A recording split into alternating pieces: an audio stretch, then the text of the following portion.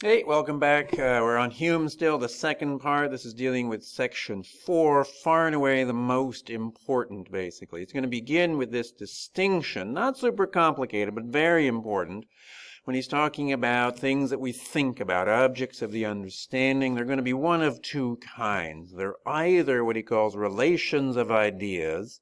Those are just where we have ideas and they're related in a certain way such that what we say is, as he puts it, intuitively or demonstrably certain, right? That is, their denial is self-contradictory. That just means these are things that are defined in a certain way. A relation of ideas is like the relation between the idea of triangle and the idea of three-sidedness. They just go together. There's no such thing as a four-sided triangle. You don't need to go investigate empirically. You just know by the nature of the ideas in question, right? Certain things are related. It's like if I asked you, you don't know anything about me, but if I asked you whether my sister had a brother, you could just know the answer is yes. You'd say, yes, me. I'm my sister's brother. You don't need to go and investigate or anything like this. If I asked you if my sister had a sister, then you would be stuck. You just would actually have to ask me or go figure it out empirically. That's not a relation of ideas. But sometimes the ideas are just related in such a way that we're certain. These things are not super interesting. What Hume is really interested in is what he calls matters of fact.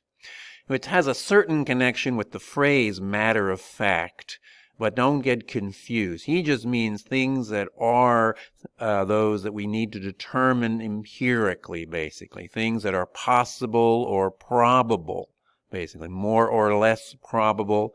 Things where their denial is not a self-contradiction. Things are just more or less likely or probable, or maybe we have to investigate empirically. Someone might tell you it's raining outside, even though it was sunny when you came in. Well, gosh, it might be raining. You would have to go and check. It's not a relation of ideas that at the present moment it is not raining or anything like this. These are just questions about the real concrete world. That's what we're really interested in for the most part. And this is what he's going to call a matter of fact. So that's what he's interested in. He's going to think about how we actually think about them. And how we do so is primarily on the basis of cause and effect relationships. Because generally when we're thinking about matters of fact, what that really means is we're trying to learn from experience. We're trying to draw out a lesson from what we have experienced and try to apply it to what's to come.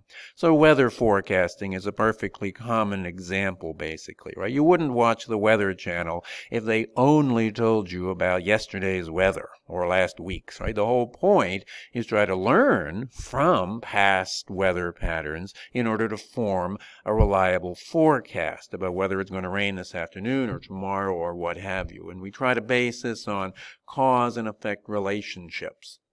This applies across the board in all kinds of every aspect of our lives. So the question is just how do we get any knowledge about cause and effect? And here he's just asking us to reflect on our own experience and say, well, it doesn't happen automatically. We're not born with any knowledge like that. He thinks that's clear, right? When he says a priori, that means in advance of experience. It's only through experience, but it's not. This is the really important point. It's not from some one-off experience. You never just look at something or see something and immediately know what's going on in terms of causes and effects, basically. The first time you see a glass of water, you don't really know what that's capable of doing. You don't know that it can quench your thirst or put out a fire or whatever. We only know anything, he says, about the causal powers of things through extended experience where a pattern emerges where one thing is regularly followed by another. Back in his 18th century jargon, he called this constant conjunction. He just means things are conjoined, they're found together. Gosh, every time I drink some of that clear, colorless liquid, my thirst is quenched. The first time might have been a fluke, but you see the pattern over time, you start thinking, no, there's a very special connection, right? The reason my thirst is quenched is because I drank that drink. Or anything else. You can think of just very simple examples. You flick on a light switch and the light comes on. Who knows? It might have come on anyways, but after time, when you regularly flip that switch and the same thing happens, you start to think there's a connection in this very special way. So that's a really important point that you really need to think a little bit more, or be careful to think about. That's basically how he's saying, we have this experience of patterns, right, across time. So the reason is, right, we need this extended experience across time because, this is the key to his skepticism, because our perception does not go deeply into things. You can't just look at water and see what it does. You only know anything about what it can do when you see it conjoined, or you can see it in action, how it interacts with other things. It's only there, and because our perception is not so deep, our experience needs to be long across time, and we need to see this pattern. That's the crucial thing. The upshot is basically, we never exactly know why these patterns emerge, just that they do. You have to think about that.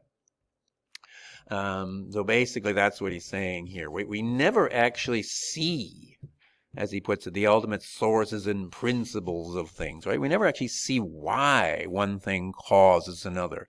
In Hume's view, our experience is basically just one big scene followed by another, very, very, very rapidly, one scene after another. And what we precisely never perceive is what's going on behind the scenes, why one scene leads to the next. We only see that they do. We only see that flicking the light switch is regularly followed by the light coming on. But we never really see why. No matter how closely you look, you can tear out the walls and look at the wires, you'll never exactly see why that happens, just that it does. That's the crucial thing. In terms of Hume giving a different description of what's actually going on in our experience in terms of empirical evidence for what we say about things. So now in the second part, he recaps a little bit basically. He just wants to say what's going on when we reason here is crucial. It's not deductive reasoning. That's relations of ideas, right? If you can deduce from the fact that I have a sister that my sister has a brother. That's deductive. All the information is basically given already, and you extract things that are implicitly already there. Inductive inference, this applies to matters of fact, this applies to the real world basically.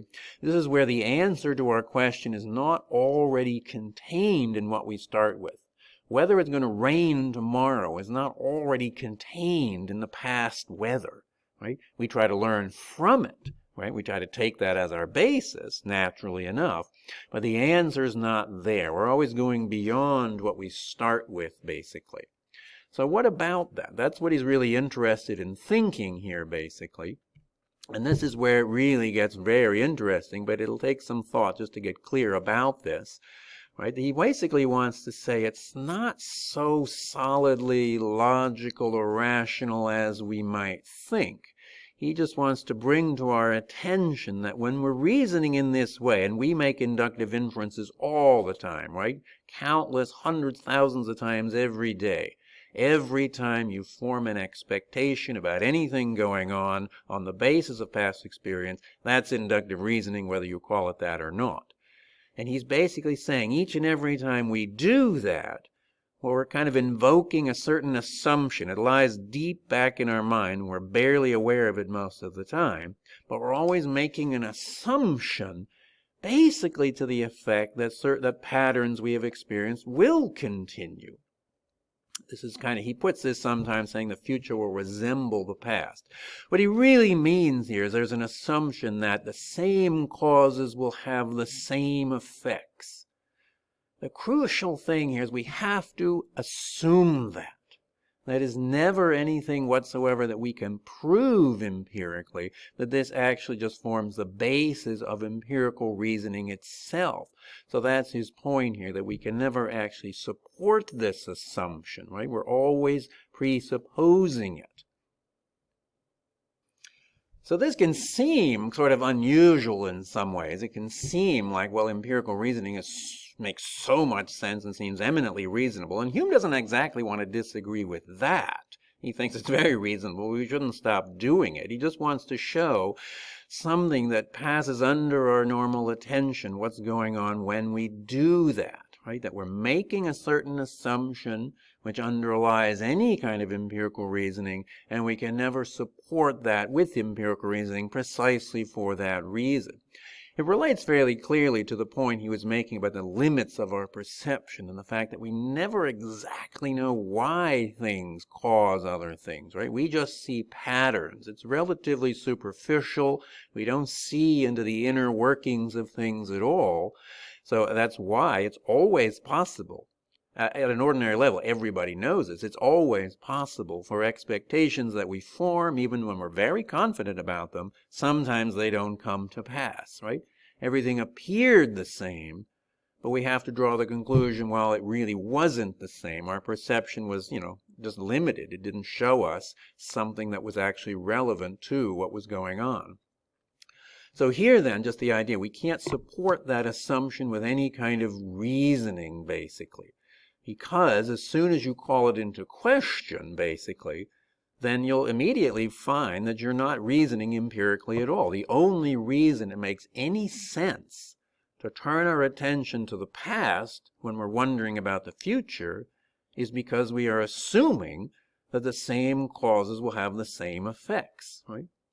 We assume that the law of gravity will work the same way next week as it did last week and last year and, billions of years ahead or in the past, right? We make that assumption.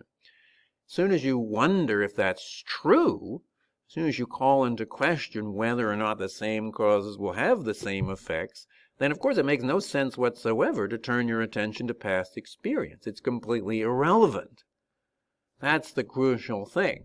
He's not saying that we can't actually form good expectations or predictions. We do fairly well, and we should be very proud of that. He just wants to say there are these limits, and it's just always good to have a greater self-awareness of what's going on when you're reasoning in this way. He basically thinks people will probably agree a whole lot more, and we'll find ourselves in less intractable disagreements when people all across the board recognize there are these kind of built-in limits owing to the limits of our perception that put us into this position when reasoning empirically of needing to make this kind of assumption. It will just make us all a little bit more, it kind of humbles us a little bit in a good way. So the last thing I'm just going to do here, this is just a little bit more of a formal way of seeing the same thing, basically. You could put it's a little sketch of inductive reasoning. When you go a certain pattern, I was thinking all flames are hot. You could fill that in any way you like. There's a certain pattern in your experience, and then you generalize. We can't typically do that. To make that a valid piece of reasoning, you need to insert this assumption. So I'm going to call it the principle of regularity that connects those two things, right? When I experience a pattern, then it's true in general. So then the question just is, why would you ever think that's true? Otherwise put, as I put it here at the bottom, why would you ever think that your experience, or even our human experience as a whole, why would we ever think that that has given us a kind of representative sample of reality? How do we know it hasn't just been limited in some way such that that conclusion would not be true? Now, the reason, basically, what Hume is going to show here, there's a lot of text here, but basically it's hopefully reasonably clear. Basically, Hume just says, well, the only way you could ever do this is on the basis of experience, right? It's obviously a matter-of-fact claim. Nobody's going to question that, probably. Right? It's about things that haven't happened yet, so it's not based directly on past experience. That's easy, fine. So the crucial thing is just to recognize that the only way you could possibly lend argumentative support to that principle is on the basis of inductive inference. So it has to basically be the conclusion to an inductive argument. But what we just saw on the previous slide is that any inductive argument always requires that assumption as a premise. It can never be the conclusion. So that's just why, that's why you can't make a good argument, but that's just to say that that assumption is always operating in the background of any empirical reasoning, right? Once you take that out of the picture, any inclination to turn your attention to the past in order to say something, to form a reasonable expectation about what's to come, would make no sense, right? basically. If you don't already assume that things work the same way, that reality functions in the same way now and tomorrow as it did yesterday, then of course the past experience has no bearing whatsoever. It's going to end right there.